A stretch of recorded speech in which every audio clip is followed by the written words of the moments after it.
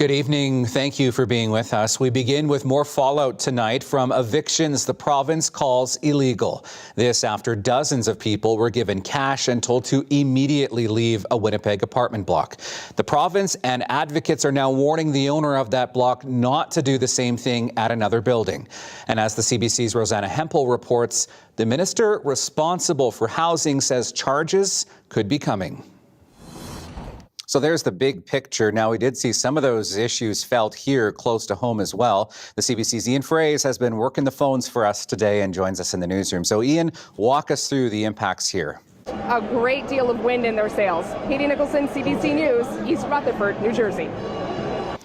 So clearly some excitement there, and you can bet there's excitement in LaSalle, Manitoba tonight as well. That is where one of the players on that Canadian team, Kyle Hebert, is from and serves as an inspiration for young soccer players right across Manitoba. Kyle was 10 years old when he began playing with World Soccer Academy Winnipeg. His former coach, Eduardo Badescu, is particularly looking forward to seeing him play at the Copa semifinals. He recalls the 26-year-old being a standout at his age and hopes his example encourages up-and-coming soccer players.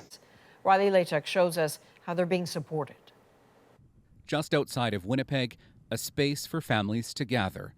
A healing center in the shadows of a landfill where an unprecedented search for the remains of two Indigenous women will soon begin. And now it's just time to bring my cousin home. Melissa Robinson is the cousin of Morgan Harris, one of two women whose remains are believed to be in the landfill.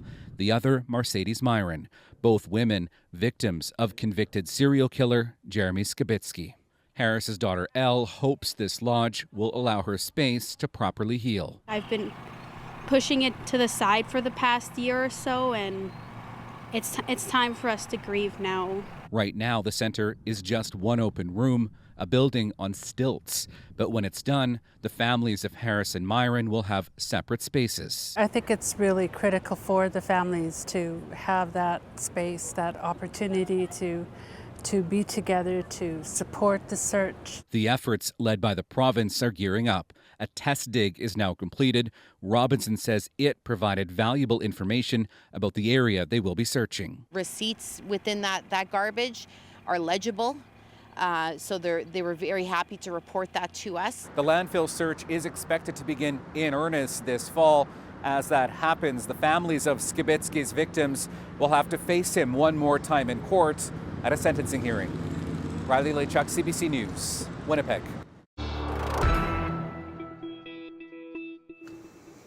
Well, hard to believe, but summer, yes, is finally here. Here's some of the sights of folks taking in the warm temperatures and the sunshine today. CBC meteorologist Colette Kennedy is here now, and we're hoping, Colette, that this nice weather will continue. Thanks, Riley. Yeah, it's nice to see folks enjoying the first or at least half day of summer. We made it, right? A ground-penetrating radar search at Pimicikamak Cree Nation has found 187 anomalies that could be burial sites. The search in the community at Cross Lake in northern Manitoba spanned more than a year. Pimicikamak Chief David Monia says until now, the records have shown 84 children died while at residential school in Cross Lake. It's quite shocking to hear that many, because you wonder how many missing children are there, how many children were actually going to school, and we had to not only search the ground, but we also had to search documents.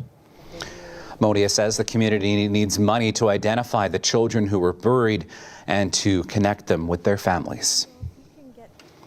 The city of Winnipeg wants to make it easier to take vacant and derelict properties and turn them into affordable housing. The cost of repairs can be enormous. CBC's Cameron McLean has more now on a new plan that would give owners the chance to give their properties to the city. You are actually from the Dauphin area, I understand. What can you share with us about the community and the people there? Yeah, you know, it's a city of about, 8,000 to 8,800 people at this point. And, I've spent a lot of time in Dauphin over the course of my life. My grandparents lived there. I was babysat in Dauphin, lots of memories from the mall in Dauphin over the years. And, what I can say is it's just a very tight-knit community. Well, now to another CBCI team investigation. Yesterday, we told you about an inquest that was held into the death of John Edaway Capo. He died in police custody in 2019. It took 5 years, but the family finally knows exactly what happened in that case. Well, now we're hearing from the family of a woman who also died while in police custody. The 23-year-old was picked up last year for intoxication and housed at an RCMP detachment for 15 hours. The I-Team's Caroline Bargut has more on her family's desperate call for answers. Downtown was a bustling place, that's for sure. It used to be the place everybody went to. There was so much stuff happening downtown. Well, here's a look at Brandon's downtown cruise night last night. The monthly car show draws hundreds of classic cars and modified rides to the city's core. It's all in an effort to help revitalize Brandon's downtown. Certainly a nice evening for that last night. Stay with us. I'll have a last check on our weekend forecast coming up after the break.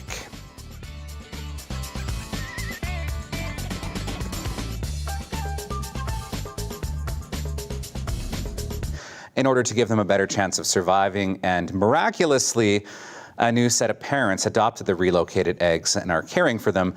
Peregrine falcons are considered to be the fastest birds on the planet and are considered a vulnerable species by the Quebec government as well.